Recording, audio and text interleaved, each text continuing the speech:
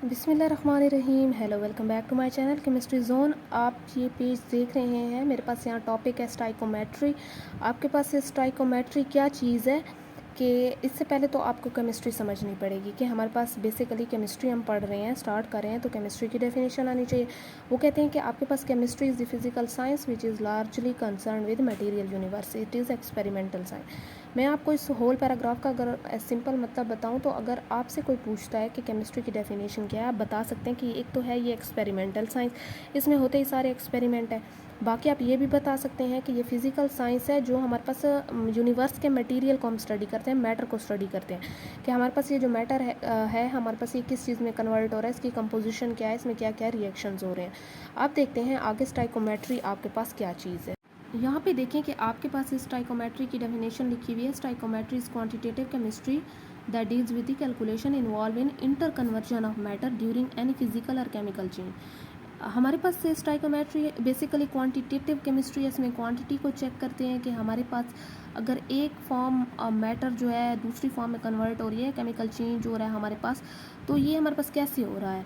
इसमें आप बेसिकली यही चीज़ नोट करेंगे कि आपके पास जो है कितनी क्वांटिटी जो है वो यूज़ हो रही है। ठीक है, आप क्वांटिटी यूज़ करने का देखेंगे कि हमारे पास कितनी यूज़ हो रही है, कितने रिएक्टेंट एक दूसरे के साथ रिएक्ट करके प्रोडक्ट बना रहे हैं, यही चीज़ें आप देखेंगे और हमारे पास इसमें इंटर कन्वर्जन होगी। ठीक है जी, पास मोल क्या चीज़ है, एवोगैड्रो नंबर क्या चीज़ है, आपने ये चीज़ देखनी है। सबसे पहले मोल को समझने से पहले आपको कुछ टर्म्स का आना बहुत ज़रूरी है। जैसे आपके पास एटॉमिक मास है, मॉलिक्यूलर मास है, आपके पास रिलेटिव एटॉमिक मास है, फिर मोलर मास वगैरह आ जाएगा। तो एटॉमिक मास सिंपल में अगर देखें तो अगर आप एटॉमिक मास की बात करते हैं, आप कहते हैं कि मास of one atom. Molecular mass की बात करते हैं, किसी भी मॉलिक्यूल का मास लेते हैं, molecule of one mass of one molecule आप कह सकते हैं। फिर आता है रिलेटिव एटॉमिक मास। आपको मैं फ़र्क इतना बता दूं कि इसमें सिर्फ लगेगा AMU, और इसकी एक स्पेशल वो है कि आपके पास जो एक AMU होता है वो 1/12 मास ऑफ कार्बन के होता है। अब डेफिनेशन में भी आपके पास ऐसा ही लिखा हुआ है कि 1/12 मास ऑफ जो कार्बन है वो उसके इक्वल होता है। तो इसके इक्वल आ कैसे जाता है, आपके लिए जो है एक छोटा सा ब्रीफ जो है बैकग्राउंड इस चीज़ का मैंने दे दिया है कि आपको समझ आ जाए कि AMU होता क्या है, हमारे पास ये क्या यूनिट है, हमारे पास ये क्यों नहीं यूज़ करते, और हमारे पास अब मोलर मास क्यों आ गया है। देखें कि हमारे पास जो है हमने क्या किया कि हमने ले लिया है कार्बन एटम। मैंने कार्बन एटम लिया है जिसका आपको ऑलरेडी पता है कि इसके 6 एटॉमिक नंबर है, मीन्स के 6 प्रोटॉन्स है, 6 न्यूट्रॉन है, 6 इलेक्ट्रॉन्स है। ठीक है, यहाँ पे अगर आपको मैं कहूँ कि आपने कोई बहुत ही अर्ली ग्रेड्स में ये चीज़ पढ़ी होगी, या जिसने नहीं भी पढ़ी तो मैं उसको बता दूँ कि मास ऑफ हमारे पास जो प्रोटॉन, न्यूट्रॉन और इलेक्ट्रॉन एक्सपेरिमेंटली डिटरमाइन है, उनकी ये वाली वैल्यूज़ हैं। ठीक है जी, अब मास ऑफ प्रोटॉन और न्यूट्रॉन तो ऑलमोस्ट आपके पास सेम ही आ गए हैं। ठीक है जी, क्योंकि न्यूट्रॉन पे चार्ज भी नहीं होता, और इलेक्ट्रॉन की ये था कि ये जो इसका मास आया है ये था बहुत स्मॉल। अब आप इन दोनों को इसके साथ कंपेयर करें, इसके साथ मास ऑफ इलेक्ट्रॉन के साथ, तो ये इनके मुकाबले में बहुत कम है। आप कह सकते हैं कि ये स्मॉलर है हमारे पास एज़ कम्पेयर टू प्रोटॉन। तो हमने क्या किया कि ये थे ऑलमोस्ट सेम, तो हमने इन दोनों की एक ही वैल्यू ले लिया। ठीक है, इसे हमने निगलेक्ट कर दिया। निगलेक्ट इसलिए किया कि ये बहुत स्मॉल है, इसका होना ना होना कोई फ़र्क नहीं पड़ता। यहाँ पे ये जो क्वांटिटी हमने ली है मास ऑफ इलेक्ट्रॉन और प्रोटॉन, तो हमारे पास ये इक्वल है AMU के एटॉमिक मास यूनिट, जिसे कहते हैं एटॉमिक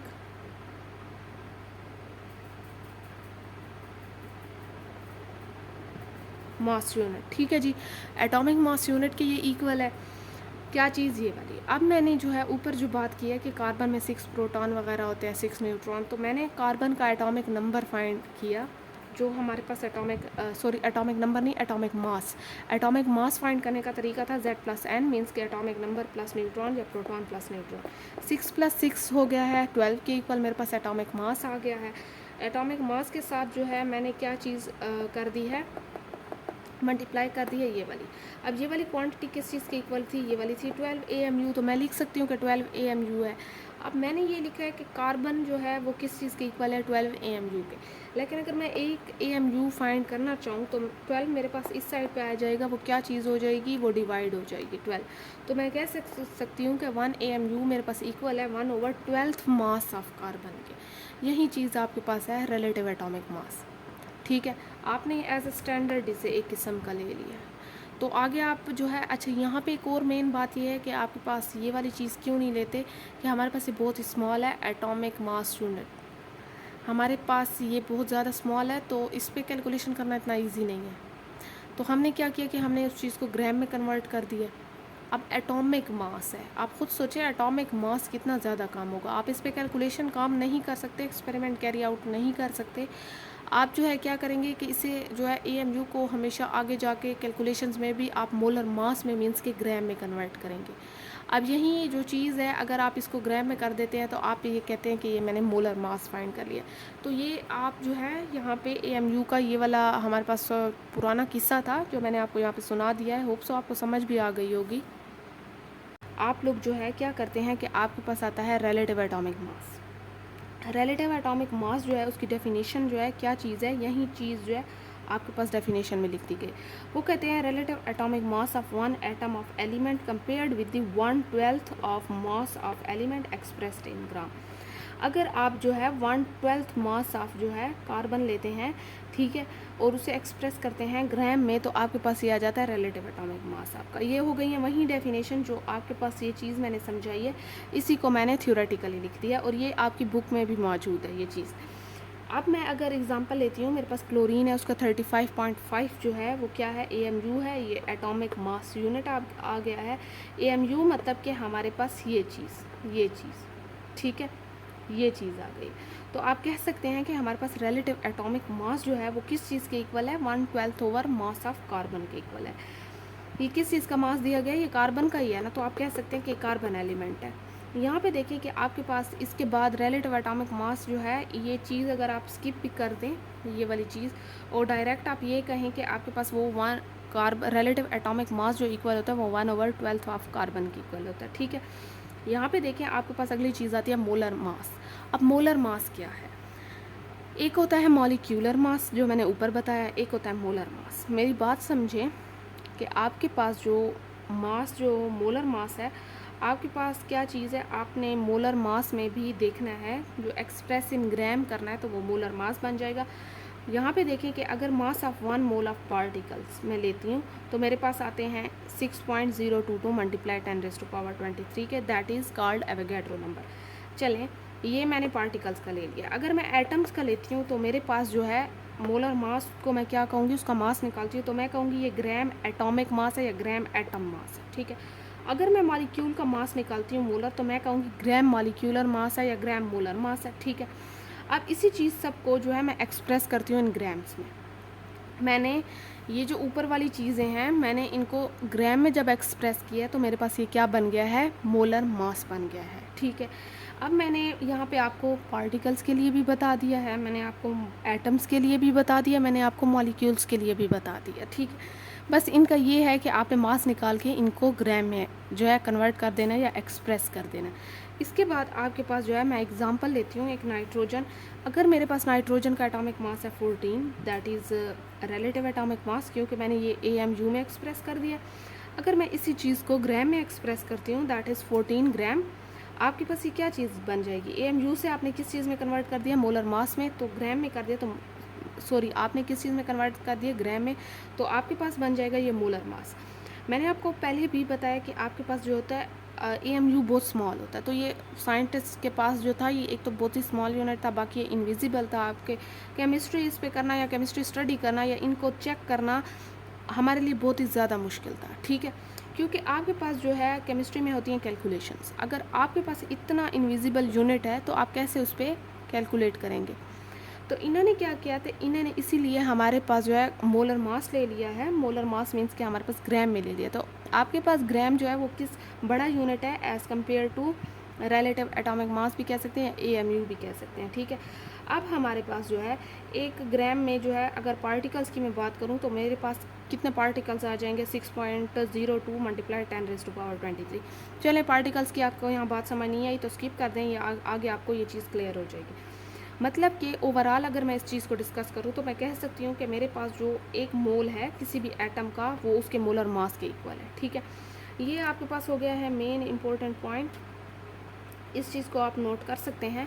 आगे देखें कि हमारे पास आगे क्या चीज़ है। आगे देखने से पहले फिर से मैं आपको बता दूं कि हमारे पास जो आज चीज़ स्टडी की थी हमने, एटॉमिक मास है, मॉलिक्यूलर मास, रिलेटिव एटॉमिक मास, ठीक है, और फिर आ जाता है मोलर मास। मैंने रिलेटिव एटॉमिक मास की आपको थोड़ी सी यहाँ पे जो है हिस्ट्री दे दी है कि हमारे पास ये निकलता कैसे है। इसके बाद आपको डेफिनेशन जो है वो इसी की बेस पे आपके पास डेफिनेशन थी, ठीक है, बस आपके पास AMU आ रहा था, रिलेटिव एटॉमिक मास। वही चीज़ को मैंने अगर ग्राम में एक्सप्रेस किया तो मेरे पास जो है वो मोलर मास बन गया। मोलर मास जो है वो अगर आप पार्टिकल्स का निकालेंगे तो आपके पास इतनी वैल्यू आएगी, इसके साथ आप ग्राम लगा लें।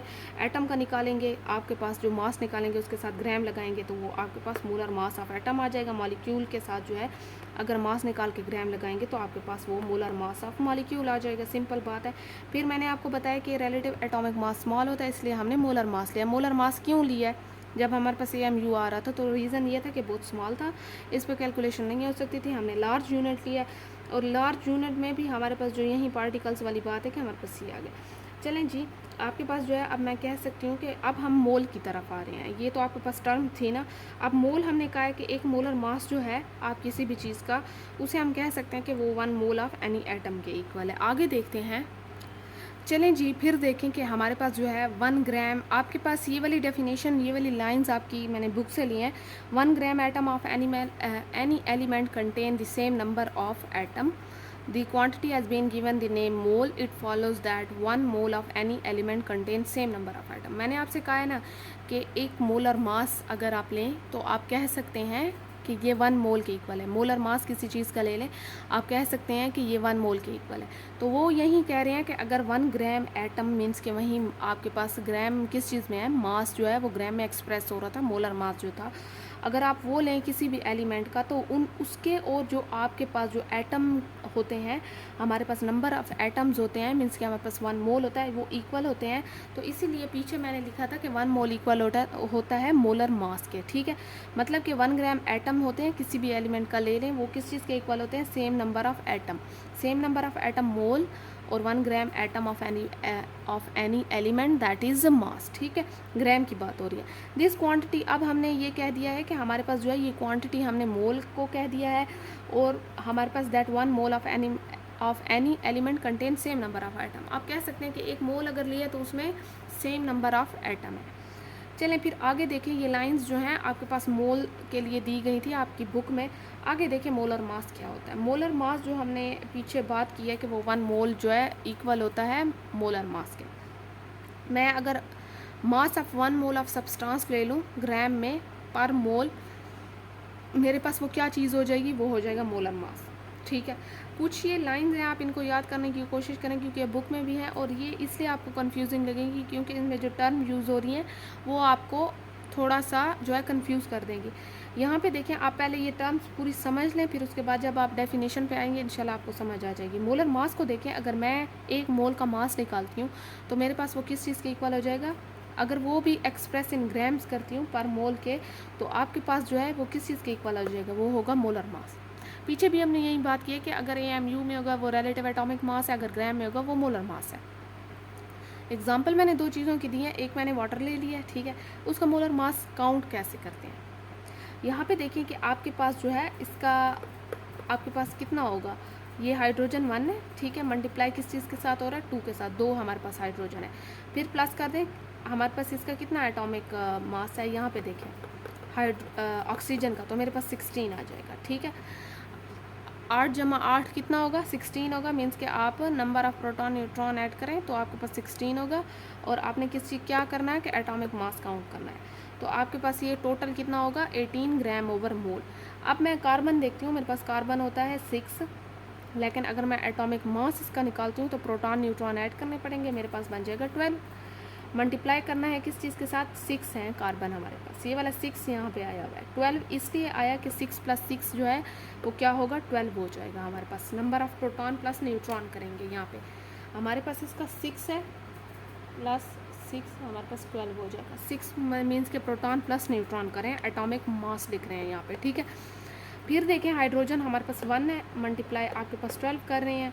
फिर देखें ऑक्सीजन हमारे पास 16 है, 8 + 8 16 होगा, मल्टीप्लाई 6 करें तो आपके पास 180 ग्राम ओवर मोल आ गया। यहाँ पे देखें फॉर एटम्स जो है अगर मैं करती हूँ, एक मोल मेरे पास जो है वो किस चीज़ के इक्वल होता है 6.022 मल्टीप्लाई 10⁻23। अगर मैं एक मोल में एटम लेती हूँ तो मेरे पास वो इस चीज़ के इक्वल होंगे, जिसे मैं कहूँगी ग्राम एटॉमिक मास। अगर मैं मॉलिक्यूल लेती हूँ तो मैं कहती हूँ कि मेरे पास 1 मोल में इतने होते हैं मॉलिक्यूल, ग्राम मॉलिक्यूलर मास। अगर मैं गैसेस की बात करती हूँ तो मेरे पास 1 मोल में इतने पार्टिकल्स होते हैं जो इक्वल होते हैं 22.4 लीटर के, जिसे हम कहते हैं कि गैसेस का ये मोलर वॉल्यूम है। जो एसटीपी कंडीशन पे होता है हमारे पास स्टैंडर्ड टेम्परेचर प्रेशर पे, हमारे पास स्टैंडर्ड टेम्परेचर जो है हमारे पास 273 केल्विन होना चाहिए और प्रेशर आपके पास 180 एम होना चाहिए, एटमॉस्फेरिक प्रेशर। ठीक है, यहाँ पे एक बात फिर से मैं आपको बता दूं कि हमारे पास 1 मोल किस चीज़ के इक्वल होता है 22.4 लीटर के इक्वल होता है, ये गैसेस के लिए, जिसे हम इसका मोलर वॉल्यूम कहते हैं। मोलर वॉल्यूम कब आता है, जब आपके पास एसटीपी कंडीशन हो। 2 एसटीपी कंडीशन कौन सी है, टेम्परेचर और प्रेशर की, 180 एम और 273 केल्विन है। फिर देखें कि आपके पास अब मोलर मास भी समझ आ गया, एटॉमिक मास भी आ गया, मॉलिक्यूलर भी आ गया, रिलेटिव एटॉमिक मास भी आ गया। फिर आते हैं एवोगैड्रो नंबर की तरफ, जो आप ये नंबर बार बार देख रहे हैं। यहाँ पे देखें एवोगैड्रो नंबर हमारे पास क्या चीज़ है, वो कहते हैं ये कांस्टेंट नंबर है। कांस्टेंट नंबर मतलब चेंज नहीं होता। हमारे पास जो है 6.022 मल्टीप्लाई 10⁻23। ठीक है, present in 1 mole of substance. अगर मैं किसी पार्टिकल की बात करूँ, एटम की बात करूँ, तो वो कहते हैं ये कांस्टेंट नंबर है जो 1 मोल में पाया जाता है, जो कि ये वैल्यू है उसकी। ठीक है, किसी भी सब्सटेंस की। That was experimentally determined by Italian scientist name Amedeo Avogadro known as Avogadro number. एक साइंटिस्ट था इटालियन, ठीक है, उसका अपना नाम भी एवोगैड्रो था। उसने ये चीज़ एक्सपेरिमेंटली डिटरमाइन की थी कि ये कांस्टेंट नंबर है और हम अगर एक मोल लेते हैं तो उसमें इतना जो है, इतने नंबर जो है वो प्रेजेंट होते हैं हमारे पास। आप पार्टिकल्स की बात कर रहे हैं या एटम्स की, ठीक है, तो इतने हमारे पास पार्टिकल्स या एटम होते हैं। और ये एक्सपेरिमेंटली उसने डिटरमाइन किया था, मतलब ये चेंज नहीं हो सकता, उसने इस चीज़ पे एक्सपेरिमेंट किया था। वो उसने खुद से ये चीज़ नहीं दी थी बल्कि एक्सपेरिमेंट करके दी थी। हमने जो है इसे एवोगैड्रो नंबर का नाम दे दिया इस नंबर को, और हमने इसे रिप्रेजेंट कर दिया है NA से। ठीक है, हमारे पास जो है आपको एवोगैड्रो नंबर की समझ आ गई है। ठीक है, हमारे पास जो है अब आता है मेन कॉन्सेप्ट मोल का। मोल में यही मोलर मास होगा, यही ग्राम में आप मास फाइंड करेंगे। आपके पास gram molecular mass, gram atomic mass, साथ में एटॉमिक मास, रिलेटिव एटॉमिक मास, ये सारी चीज़ें फार्मूला यूनिट वगैरह ये यूज़ होंगी। ये सारा पीछे आपको एक एक टर्म समझाने का मतलब था कि आपको मोल समझ आ जाए। अब मोल की अगर मैं बात करती हूँ तो वो कहते हैं कि a mole of an element, molecular compound कह सकते हैं या ionic compound, is the atomic mass, molecular mass और formula mass of that substance respectively taken in grams. बड़ी आसान डेफिनेशन है आपके पास मोल्स की। मोल्स में देखिए वो कहते हैं आप अगर एक मोल कोई एलिमेंट लेते हैं, आप अगर कोई मॉलिक्यूलर कंपाउंड लेते हैं, आप अगर कोई आयनिक कंपाउंड लेते हैं, तो उसका एटॉमिक मास, किस चीज़ का एटॉमिक मास, एलिमेंट का। एलिमेंट प्योर फॉर्म में होता है, आपको पता है ना कि ये सिंपलेस्ट फॉर्म ऑफ मैटर है, तो इसका आप क्या लेंगे, एटॉमिक मास। अगर मैं बात करती हूँ मॉलिक्यूलर कंपाउंड की, तो ऑब्वियसली उसका जो मास होगा हम उसे मॉलिक्यूलर मास कहेंगे। ठीक है, और अगर मैं आयनिक कंपाउंड की बात करती हूँ तो आप उसका फार्मूला मास लेंगे। फार्मूला मास इसलिए कहते हैं कि आपके पास जो आयनिक कंपाउंड होता है, आप अगर उसे किसी भी चीज़ में डालें तो उसके आयंस बन जाते हैं। तो लेट सपोज मैं NaCl डाल रही हूँ तो मेरे पास 1 मोल ऑफ Na हो जाएगा, 1 मोल ऑफ क्लोरीन हो जाएगा। ठीक है, क्योंकि वो डिसोसिएट हो जाते हैं, अलग अलग हो जाते हैं, तो इसीलिए उनके जो हमारे पास मास लेते हैं हम उन्हें कहते हैं कि that is formula mass. Ionic compound के लिए हम फार्मूला मास का जो है वो वर्ड यूज़ करते हैं। अब ये सारे मास अगर आपने ग्राम में कर लिए हैं तो आपके पास ये मोल आ गया, सिंपल सी बात है। ठीक है, आपके पास क्या था, एलिमेंट ले लें, मॉलिक्यूलर कंपाउंड ले लें, आयनिक कंपाउंड ले रहे हैं। जब आप इनके एटॉमिक मास, मॉलिक्यूलर मास और फार्मूला मास लेते हैं और आप उन्हें किस चीज़ में लेते हैं, ग्राम में लेते हैं, तो दैट इज़ कॉल्ड मोल। आपके पास ये बड़ी सिंपल सी बात थी। फिर आ जाएं आपके पास जो है, एक तो मैंने आपको definition according to your book वो थी। ठीक है, अगर सिंपल में आपको मोल का समझ नहीं भी आ रही तो आपके पास दूसरी डेफिनेशन ये है कि atomic mass, formula mass and molecular mass of a substance, वही बात है, express in grams is called mole. मैंने सिंपल में आपको बता दिया। ठीक है, वही बात है कि आयनिक कंपाउंड की मैंने यहाँ पे थोड़ी सी आपको एक्सप्लेनेशन भी दोबारा से दे दी कि the explanation of 1 mole of NaCl is quite different as it is ionic in nature and will be called formula mass which produce ions are dissolving in water. ठीक है, NaCl में आपके पास 2 आयन्स आ जाएंगे, एक Na आ जाएगा, एक Cl आ जाएगा। अगर आप उसे वाटर में डिज़ोल्व करते हैं तो आप कह सकते हैं कि आपके पास NaCl, Na के लिए 1 मोल है, Cl के लिए 2 मोल है, और ये हमारे पास जो है किस चीज़ के इक्वल आ जाएंगे, मीन्स कि आपके पास 2 मोल ओवरऑल बन जाएंगे, ठीक है। तो ये चीज़ जो है आईने के लिए ज़रा आपने फार्मूला मास का वर्ड यूज़ करना है, इस चीज़ का ध्यान रखना है। अब आपके पास जो 4 मेन फार्मूलाज हैं वो आपके पास बार बार ये कैलकुलेशन में यूज़ होंगे, न्यूमेरिकल में यूज़ होंगे, तो इस चीज़ को आप माइंड में रख लें, बिठा लें, कहीं पे लिख लें। सबसे पहले अगर आप एटॉमिक सब्सटेंसेस की बात करें हैं, ऐसे ही कोई एटम की बात करें हैं, एलिमेंट की बात करें हैं, तो आपके पास मोल कैसे फाइंड किए जाते हैं। मोल फाइंड करने का ये तरीका है, वहाँ पे होगा कि आपके पास गिवन मास, मीन्स कि आपने मास जो है वो क्या करना है, आपके पास जो मास दिया गया होगा वो लिखना है, और ग्राम एटॉमिक मास मीन्स कि आपने उसका मास कैलकुलेट करना है ग्राम में, gram atomic mass. Atomic mass आपको फाइंड करने का तरीका आता है ना, आपके पास N + Z होता है, मीन्स के न्यूट्रॉन प्लस प्रोटॉन होता है, ठीक है।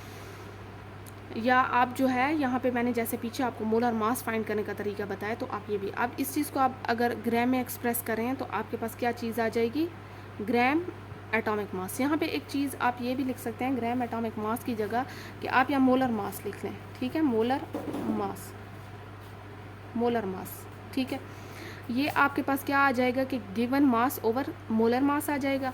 आपके पास मास या तो दिया जाएगा या आपने फाइंड करना होगा, तो ये अकॉर्डिंग टू आपके न्यूमेरिकल आपको समझ आ जाएगी, ठीक है। यहाँ देखें कि एक तो था एटम के लिए, मीन्स कि हम एलिमेंट की बात करें या एटम की बात करें, फिर आता है मॉलिक्यूल्स के लिए। एटम एक ही चीज़ के लिए यूज़ होता है, लेट सपोज मैं Na लेती हूँ, मैं कार्बन ले लेती हूँ, मैं ऑक्सीजन ले लेती हूँ, तो मेरे पास जो है ये एक एटम है, एलिमेंट है, सिंपलेस्ट फॉर्म है, किस चीज़ का है, एक ही एलिमेंट है, एक ही उससे है।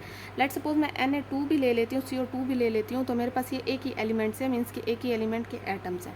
फिर मैं मॉलिक्यूल की बात करती हूँ, मेरे पास जैसे H2O हो गया है मॉलिक्यूल, तो इसके मोल्स कैसे फाइंड करेंगे कि आपने गिवन मास जो दिया गया होगा और आपने ग्राम मॉलिक्यूलर मास मीन्स के मोलर मास। यहाँ पे ग्राम एटॉमिक मास इसलिए बोला गया कि एटम की बात हो गई थी, यहाँ पे मॉलिक्यूल इसलिए बोला गया कि आपके पास मॉलिक्यूल की बात हो रही है, मॉलिक्यूलर। तो यहाँ पे भी मोलर मास है, यहाँ पे भी मोलर मास है। मोलर मास मैंने फाइंड करने का तरीका आपको बताया कि उसमें एटॉमिक मास लिखते हैं, साथ में अगर आपके पास जितने भी आ रहे हैं उन्हें मल्टीप्लाई करते हैं, जैसे अगर 2 मॉलिक्यूल आ रहे हैं तो आप मल्टीप्लाई कर देंगे, ठीक है, बाकी सारी चीज़ें प्लस होती हैं, फिर भी आपको आगे रिवाइज हो जाएगी ये चीज़।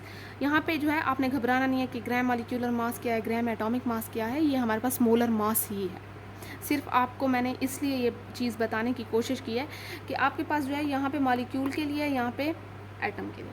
फिर आते हैं गैसेस की तरफ। मैंने आपको पीछे बताया है गैसेस के लिए हम STP वॉल्यूम लेते हैं, STP पे इन लीटर्स। आपको जब गैस की बात की जाएगी कुछ ना कुछ दिया ही जाएगा, आपके पास 2 चीज़ें दी जाएंगी, एक चीज़ आपने फाइंड करनी होगी। कभी भी ऐसा नहीं होगा कि आपके पास एक चीज़ दी गई हो और 2 चीज़ें आपने फाइंड करनी हो, ठीक है। एटलीस्ट आपके पास जो है, या तो आपको एक चीज़ अगर दी भी गई है तो आपको मोलर मास तो फाइंड करने का तरीका आता ही है, ऐसा समझे आपको मोलर मास भी जो है वो आपको फाइंड करके दिया गया या आपको तरीका आता है। फिर देखें कि आपके पास जो है गिवन अगर मास दिया जाता है, मोलर मास आप खुद फाइंड कर सकते हैं, तो ये चीज़ आसानी से निकल आएगी। मीन्स कि आपके पास 2 चीज़ें गिवन है, एक चीज़ आपने निकाल ली है। फिर आपके पास जो है, मैंने पीछे भी ये चीज़ आपके पास जो है बताई है कि किस चीज़ के इक्वल होता है, ये 22.4 लीटर, ठीक है। यहाँ इसका फार्मूला गैसेस के लिए आप ये वाला यूज़ करेंगे। फिर आता है नंबर ऑफ़ पार्टिकल्स के लिए। नंबर ऑफ़ अगर पार्टिकल्स की बात करते हैं तो आपके पास पार्टिकल दिए गए होंगे, एवोगैड्रो नंबर आपको पता है कि वो एक कांस्टेंट, उसकी वैल्यू कितनी है। नंबर ऑफ़ मोल्स आप फाइंड कर सकते हैं। लेट्स सपोज अगर आपको नंबर ऑफ़ पार्टिकल्स जो है वो फाइंड करने हैं तो आपको नंबर ऑफ़ मोल्स दिए गए होंगे, ये चीज़ यहाँ आके मल्टीप्लाई हो जाएगी, या आप आगे आपको न्यूमेरिकल में समझ आ जाएगी। तो ये 4 आप कहीं पर लिख लें, ठीक है, ये चीज़ें आप लिख लें कहीं। फिर आते हैं मोल कैलकुलेशन की तरफ। आपकी बुक में मोल कैलकुलेशन के कुछ स्टेप दिए गए हैं। मैं आपसे कहूँगी कि आप स्टेप को सिर्फ समझें, याद करने की कोई ज़रूरत नहीं है, क्योंकि आपके पास डायरेक्ट कैलकुलेशंस आएंगे, आपको स्टेप लिखने का नहीं कहेंगे। सबसे पहले आपको कोई चीज़ दी गई है, लेट सपोज मैं सोडियम हाइड्रोक्साइड जो है वो लिख के दे देती हूँ, उसका मॉलिक्यूलर फार्मूला नहीं लिखती, बल्कि ऐसे ही सोडियम हाइड्रोक्साइड लिख के देती हूँ। तो आपको पता होना चाहिए कि इसका मॉलिक्यूलर फार्मूला क्या है। लेट सपोज मेरे पास, या मैं आपको की बुक में आपके पास सल्फ्रिक एसिड लिखा है। अब सल्फ्रिक एसिड का सबसे पहले तो आपने मॉलिक्यूलर फार्मूला इस फॉर्म में लिखते हैं कि ये लिखना है, फिर इसके बाद इसका मोलर मास फाइंड करना है। मोलर मास फाइंड करने का तरीका आएगा तभी आपके पास ये सारे फार्मूले काम करेंगे, ठीक है। यहाँ पे देखें कि मैंने यहाँ पे इसका मोलर मास कैसे फाइंड किया। मैंने आपसे कहा था ना कि आपने एटॉमिक मास जो है वो फाइंड करना है। मींस के आपके पास ये क्या चीज़ है, सल्फ्रिक एसिड जो है, मैंने अगर यहाँ पे इसका मोलर मास फाइंड करने की कोशिश की तो मैंने एटॉमिक मास जो है वो किस चीज़ का फाइंड करना है। आपके पास H जो होता है उसका हमेशा 1 नहीं होता है, 2 मॉलिक्यूल है, मल्टीप्लाई कर दिया, बीच में प्लस आ गया है। सल्फ़र जो होता है हमारे पास क्या होता है, सल्फ़र आपके पास 16 होता है, if I am not wrong. आपके पास इसका एटॉमिक नंबर 16 प्लस 16 कितना होगा आपके पास, ठीक है, हाँ 32 ही हो रहा है। तो आपके पास 16 प्लस 16 32 हो रहा है। तो आपके पास ये क्या है, प्रोटॉन प्लस न्यूट्रॉन मैंने काउंट किए हैं तो मेरे पास 32 आ गया। एक ही है तो इसलिए मैंने मल्टीप्लाई 1 से कर दिया। अब अगर आप मल्टीप्लाई 1 से ना भी करें तो भी कोई मसला नहीं है, बस ये ख्याल रखना है कि कहाँ पे प्लस लगाना है, कहाँ पे मल्टीप्लाई करना है। मल्टीप्लाई जो है ये वाले जो इनके कितने मॉलिक्यूल्स हैं इनको मल्टीप्लाई करना है, बाकी ये सारे आपस में प्लस होंगे। फिर प्लस आ गया है, ऑक्सीजन आपके पास 4 है, ऑक्सीजन जो है आपके पास 8 होता है इसका एटॉमिक नंबर। तो number of neutron proton plus करें तो आपके पास 16 आता है। इसका हमारे पास AMU में आ गया। आपकी बुक अकॉर्डिंग टू बुक मैं बात कर रही हूँ। ये रिलेटिव एटॉमिक मास हुआ है, इसे मोलर मास में कन्वर्ट करने के लिए मैंने ग्राम में लिखा है, तो ग्राम पर मोल हो जाएगा, ये होगा आपके पास मोलर मास, ठीक है। तो ये चीज़ घबराना नहीं है, डायरेक्ट आप अगर आप मोलर मास की बात कर रहे हैं तो आप ग्राम पर मोल लिखेंगे। अगर आप रिलेटिव एटॉमिक मास फाइंड करें तो AMU लिखेंगे, वहाँ आपका AMU लिख के फिर कन्वर्ट किया गया, मीन्स कि उसके साथ ग्राम लगाया गया, मोलर मास में आ गया। तो आप इतने लंबे उसमें ना ही पढ़ें तो अच्छा है। मैं आपको सिर्फ molar mass is equals to जो है वो 98 ग्राम पर मोल कहूँगी, ठीक है, ये लिख लें। लेकिन यहाँ समझाने का मतलब ये था कि आपकी बुक में जो चीज़ लिखी हुई है आप उससे कंफ्यूज ना हो। फिर आपके पास आ जाता है कि आपके पास एक एग्ज़ाम्पल मैंने अब ये बुक वाली ही दी है कि बुक वाली एग्ज़ाम्पल समझा के फिर आगे जो है थोड़ी बहुत और एग्ज़ाम्पल करेंगे। आपके पास बुक में ऐसी एग्ज़ाम्पल दी गई हैं कि अगर आप ये सॉल्व कर लें तो आप सारी एग्ज़ाम्पल सॉल्व कर सकते हैं, क्योंकि इसमें ईजी टू जो है डिफ़िकल्ट आपके पास एग्ज़ाम्पल है। सबसे पहले है कि वो कहते हैं कि आपके पास 60 ग्राम ऑफ सोडियम हाइड्रोक्साइड है। ये देखें सोडियम हाइड्रोक्साइड लिखा है, आपने इसका मॉलिक्यूलर फार्मूला ऐसे लिखना है।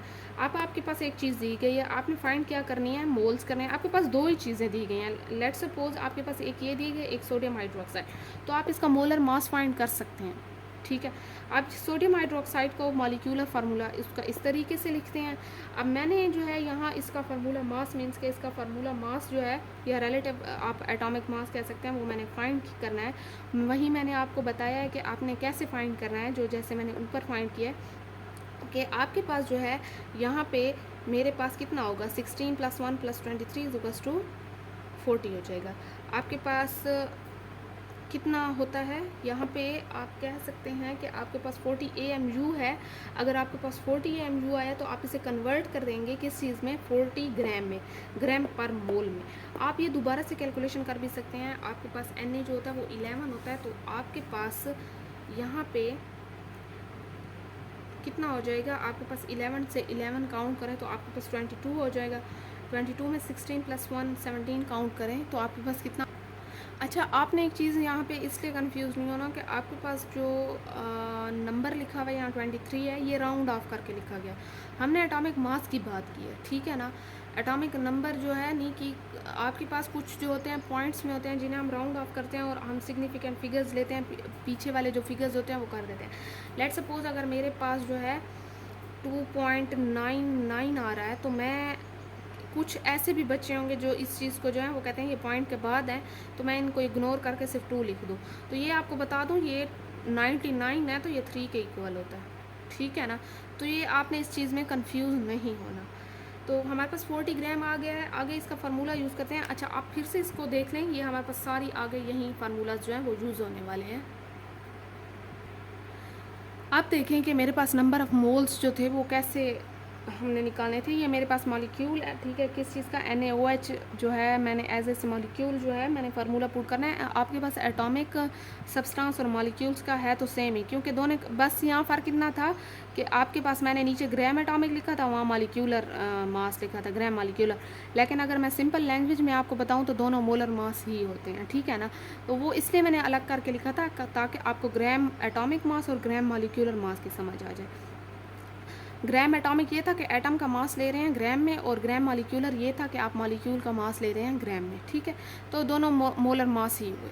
आपके पास यहाँ मैंने simple according to your book मैंने लिखा है कि मोल्स कैसे लेते हैं गिवन मास। आपके पास जो ग्राम में ले रहे हैं मोलर मास जो आप फाइंड करेंगे, आपके पास 60 तो दिया गया है, मैंने 40 फाइंड कर लिया। अब ये ऊपर मैंने मोलर मास का ऑलरेडी आपको बताया था, वो ग्राम पर मोल होता है, एक्सप्रेस इन ग्राम पर मोल। तो ग्राम ग्राम कट हो गया, आपके पास बच क्या गया है, मोल बच गया है, जो मेरे पास आंसर आ गया। अब ये सिंपल बात थी।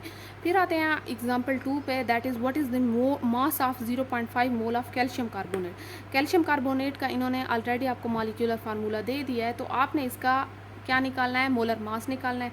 यहाँ पे आपकी बुक में पहले रिलेटिव एटॉमिक मास निकाला गया, फिर उसे कन्वर्ट किया गया मोलर मास में, मीन्स के उसे मोलर मास बनाया गया। ठीक है, तो मैं डायरेक्ट आपसे ये कहूँगी कि आप मोलर मास भी निकालें तो भी आपका गलत नहीं होगा। मैंने क्या किया है कि यहाँ पे देखें कि मैंने इसका 40 आपके पास इसका एटॉमिक मास है, यहाँ पे देखें कि आपके पास कार्बन 6 होता है, 6 क्या होगा, 6 + 6 12 हो जाएगा। साथ में ऑक्सीजन आपके पास 16 होता है, मल्टीप्लाई कितने के साथ हो रहा है, 3 के साथ, 3 मॉलिक्यूल ऑफ ऑक्सीजन है। आपके पास 100 AMU हो गया है, आपके पास किस चीज़ में मोलर में कन्वर्ट हुआ है तो ग्राम पर मोल आ गया। साथ में मैंने यहाँ पे फार्मूला लिखा है। अब फार्मूला देखें, आपके पास जो है सिंपल फार्मूला आपके पास एटम और मॉलिक्यूल के लिए एक ही होगा, मास ओवर मोलर मास। तो आपके पास जो है यहाँ पे दो चीज़ें दी गई हैं, एक मोल्स दिया गया आपको, ठीक है, और एक आपने मोलर मास फाइंड कर लिया। अब आपके पास करना क्या फाइंड है, व्हाट इज़ द मास। मास आपने इनको फाइंड करके बताना है। तो आप यहाँ पे मास को छोड़ दें, सिंपल में मोल्स यहाँ लिख लें, मोलर मास यहाँ लिख लें, या आप पहले जो है मैंने आपको फार्मूला कन्वर्ट करके दिखा दिया। कुछ बच्चे ऐसे होते हैं जो डायरेक्ट वैल्यू पुट करके वो दिखा देते हैं, लेकिन यहाँ बताने का मकसद ये था कि आपको समझ आए कि हो क्या रहा है। यहाँ पे आपके पास नंबर ऑफ़ मोल्स है, तो ऑब्वियसली ये यहाँ आके मल्टीप्लाई हो सकता है, बिल्कुल हो सकता है। तो ये यहाँ आके मल्टीप्लाई हो गया है और हमारे पास मास हमने निकालना है, तो मास इस साइड पर रह गया। तो मैं इसे सही अरेंज करके लिखूँ तो mass in grams, number of moles multiply molar mass. तो आपके पास नंबर ऑफ मोल्स भी है, मोलर मास भी है, तो आपके पास 50 ग्राम आ गया। ठीक है, अगर आप डायरेक्ट यहाँ वैल्यू पुट कर दें तो ये वैल्यू यहाँ आके मल्टीप्लाई हो जाएगी और आपके पास ऑटोमेटिकली मास आ जाएगा। ठीक है, अब देखिए थर्ड एग्जांपल आपके पास क्या है। इन सर्टेन एक्सपेरिमेंट आपको इतने जो है मॉलिक्यूल्स दिए गए हैं ऑफ वाटर वर यूज्ड। कुछ एक्सपेरिमेंट ऐसे हैं या सर्टेन एक्सपेरिमेंट्स जो हैं उनमें इतने वाटर ऑफ मॉलिक्यूल यूज़ हो रहे हैं, calculate the number of moles of water. वो कहते हैं मॉलिक्यूल्स तो इतने यूज़ हो रहे हैं लेकिन आपने मोल्स फाइंड करके दिखाना है। एक आप बात याद रखें कि आपके पास जब इस किस्म की वैल्यू आएगी ना 10 रेज़ टू पावर इतना, 10 रेज़ टू पावर इतना, तो आपके पास एवोगैड्रो नंबर यहाँ पे आएगा। ठीक है, आपके पास जब इस किस्म की वैल्यू आ जाएगी, कुछ भी लिखा हुआ हो, तो आपके पास एवोगैड्रो नंबर यहाँ यूज़ होगा फार्मूले में। मैंने नंबर ऑफ़ वाटर जो है वो कितने हैं यहाँ पे हमारे पास दिए गए हैं, इतने दिए गए हैं जो यूज़ हो रहे हैं। मैंने फ़ाइंड क्या करने हैं, मैंने मोल्स फाइंड करने हैं। तो मेरे पास अकॉर्डिंग टू जो आप पार्टिकल्स ले रहे थे, आपके पास जो फार्मूला पार्टिकल्स का था वो था number of particles over Na। आप नंबर ऑफ़ फार्मूला यूनिट्स भी यहाँ लिख सकते हैं, नंबर ऑफ़ पार्टिकल्स भी लिख सकते हैं, ठीक है, या यहाँ पे ये जो नंबर ऑफ़ मॉलिक्यूल यूज्ड हुए हैं ये भी लिख सकते हैं। आपके पास कितना हुआ है, पार्टिकल्स यूज़ हुए हैं इतने, आपके पास एवोगैड्रो नंबर की कांस्टेंट वैल्यू होती है जो इतनी है, और आपके पास आंसर इतना आ गया। ठीक है, मोल में आपके पास आंसर आ गया है। यहाँ पे कुछ चीज़ कट करने की ज़रूरत ही नहीं पड़ी क्योंकि इनके साथ कोई जो था वो नहीं लगा हुआ था आपके पास यूनिट, तो आपके पास ऑटोमेटिकली मोल्स आ गया। अब आते हैं एग्जांपल आपके पास 4 पे। यहाँ पे देखें, how many formula units are present in 125 gram of hydrated copper sulphate. आपके पास हाइड्रेटेड कॉपर सल्फेट का ये मॉलिक्यूलर फार्मूला ऑलरेडी आपको गिवन है। सबसे मुश्किल यही है, अगर आपने ये हल कर लिया तो आप कुछ भी हल कर सकते हैं। यहाँ पे देखें कि 125 ग्राम आपके पास दिया गया है, आपने इसका मोलर मास फाइंड करना है और फिर आपने बताना है कि इसके फार्मूला यूनिट्स क्या हैं। फार्मूला यूनिट्स मीन्स कि आपके पास नंबर ऑफ पार्टिकल्स कितने हैं। ठीक है, formula units, number of particles, number of particles, formula units. यहाँ पे देखिए इसकी आगे जो है हमारे पास सोल्यूशन लिखा हुआ है। चलिए जी, यहाँ पे देखें आपके पास जो है क्या चीज़ है, मास लिखा हुआ है। मैंने फार्मूला मॉलिक्यूलर फार्मूला लिख दिया, आपने मास निकालना है। तो मास के लिए मेरे पास कॉपर का 64 होगा एटॉमिक मास, साथ में मैंने सल्फ़र का जो है वो 16 करके एटॉमिक मास लिख के उसे मल्टीप्लाई कर दिया। सॉरी, मैंने यहाँ पे 32 सल्फ़र का लिखा है और फिर आपके पास ऑक्सीजन का 16 और 4 इसके साथ। और आपके पास जो है ये क्या आ रहा है, 5 आपके पास किस चीज़ के वाटर के मॉलिक्यूल है। ऑन दी होल वाटर का हमारे पास 18 मास आता है, ठीक है। ये मैंने होल लिखा है वाटर का, ये आपकी बुक में भी ऑन दी होल लिखा हुआ है 18। मेरे पास AMU में आ गया, मोलर में मैंने कन्वर्ट किया, दैट इज़ 250 ग्राम ओवर मोल। अब मैंने मोल्स फाइंड करने हैं, लेकिन यहाँ तो मैंने पीछे का है नंबर ऑफ़ पार्टिकल्स फाइंड करने हैं। नंबर ऑफ़ पार्टिकल्स का भी तभी फार्मूला लगेगा जब आपके पास मोल्स होंगे, ठीक है। अगर आप पीछे फार्मूले में देखें तो वहाँ भी आपको मोल्स रिक्वायर हैं, moles is equals to number of particle over Avogadro number. तो सबसे पहले तो आपको मोल्स निकालने पड़ेंगे, और मोल्स निकालने के लिए आपके पास फार्मूला होता है मास ओवर मोलर मास, और मास आपको ऑलरेडी गिवन है, तो आपके लिए मुश्किल नहीं है मोलर मास निकालना, सॉरी आपके लिए मुश्किल नहीं है मोल्स निकालना। मोलर मास आपने ऑलरेडी यहाँ पे निकाल के दिखा दिया है, ठीक है। तो आपने जब ये चीज़ें पुट की हैं तो आपके पास नंबर ऑफ़ मोल्स कितना आ गया, 0.5 मोल्स आ गया। अब आपका मेन चीज़ आती है, आपने फार्मूला यूनिट निकालना है, ठीक है। अब फार्मूला यूनिट निकालने के लिए आपके पास जो फार्मूला आ रहा था वो क्या था, ये था। नंबर ऑफ़ मोल्स आपने निकालनी है, पार्टिकल्स ऑलरेडी आपको कांस्टेंट गिवन है एवोगैड्रो नंबर्स, सिर्फ आपने फार्मूला यूनिट या नंबर ऑफ़ पार्टिकल्स निकालने हैं। तो वही चीज़ है कि मैं यहाँ पे मल्टीप्लाई से कर दूँ, मैंने यहाँ पे डायरेक्ट किया, पीछे आपको करके दिखा दिया था कि ऐसे यहाँ पे आके मल्टीप्लाई होगा तो आपके पास नंबर ऑफ़ पार्टिकल्स आ जाएंगे, सिंपल सी बात थी। फिर आते हैं आपके पास जो है, ये मैंने आपकी प्रैक्टिस के लिए एग्जांपल लिखी है। यहाँ पे देखें कि आपके पास बुक में इतने तक है। यहाँ पे देखिए कि आपके पास जो एग्जांपल 5 है, that is determine the number of moles in 95 gram of MnO2, means के हमारे पास ये क्या है, मैग्नीज डाइऑक्साइड है। आप यहाँ पे देखिए आपके पास मास ऑलरेडी गिवन है, मोलर मास आपने इस चीज़ का फाइंड करना है, और नंबर ऑफ़ मोल्स आप आसानी से निकाल सकते हैं। मोलर मास मैंने फाइंड किया है, मेरे पास जो है ये मोलर मास फाइंड हो रहा है, डायरेक्ट किया है, AMU वगैरह मैंने नहीं लिखा, डायरेक्ट मोलर मास लिखा है, ठीक है। नंबर ऑफ़ मोल्स के लिए मास ओवर मोलर मास, आपके पास क्या चीज़ आ जाएगी, ग्राम ग्राम कट हो जाएगा, मोल बच जाएगा, आपके पास ये मोल्स का आसानी से फार्मूला, सॉरी आसानी से आंसर निकल आया है, ठीक है जी। चलें जी, फिर देखें दो लास्ट एग्जांपल्स हैं आपके पास, हमने आज 7 एग्जांपल्स कर लिए हैं, जिसमें आप देखें कि सिंपल NaOH दिया गया है, साथ में ये बताया गया है कि हमारे पास कितने मोल्स हैं, इतने ग्राम ऑफ NaOH में, ठीक है। हमारे पास मोल्स फाइंड करने हैं, मास ऑलरेडी हमें ग्राम में गिवन है, मोलर मास हमने पिछले न्यूमेरिकल में भी फाइंड किया था, दैट इज़ 40 ग्राम, डायरेक्ट मैंने मोलर मास लिखा हुआ है, ठीक है। नंबर ऑफ़ मोल्स काउंट करने का फार्मूला आपके पास यही था कि mass in grams over molar mass लिख दिया है, आपने ये पुट कर दिया है, ग्राम ग्राम कैंसिल हो गया तो आपके पास मोल बच गया। नंबर ऑफ़ मोल्स करें तो मोल्स ही आएगा, ठीक है। अब देखिए कि आपके पास how many moles are there in इतने gram of aspirin, molar mass aspirin का ऑलरेडी गिवन है। आप एक बात याद रखें कि आपके पास अगर मॉलिक्यूलर फार्मूला आपको नहीं दिया जाएगा तो आपके पास वहाँ मोलर मास दिया जाएगा। हमें आप कोई फ़र्क नहीं पड़ता कि एस्प्रीन का मॉलिक्यूलर फार्मूला क्यों है, क्योंकि हमारे पास मॉलिक्यूलर फार्मूला तब हमें चाहिए होता था जब हमने मोलर मास फाइंड करना होता था। तो हमारे पास मोलर मास या ऑलरेडी गिवन है, हमें नहीं फ़र्क पड़ता कि इसका फार्मूला क्या है। यहाँ पे देखिए मास है आपके पास, मोलर मास भी लिखा हुआ है, सिंपल आप पुट करें आपके पास आंसर आ जाएगा। तो ये था आपके पास मोल का कॉन्सेप्ट। आई होप सो आपको समझ आ गई होगी इस चीज़ की। इंशाल्लाह अगली वीडियो में हम इसकी कन्वर्जन वगैरह पढ़ेंगे कि आपके पास मास टू मास कन्वर्जन और ये चीज़ें क्या हैं। फिर भी अगर इस चीज़ आपको कोई समझ नहीं आई, इस लेक्चर में कोई भी ऐसा पॉइंट है तो आप कमेंट सेक्शन में मुझे बता सकते हैं, ताकि मैं अगली वीडियो में इस चीज़ को रिवाइज़ करवा दूँ। चलें जी, आज के लिए इतना काफ़ी है। अल्लाह हाफिज़।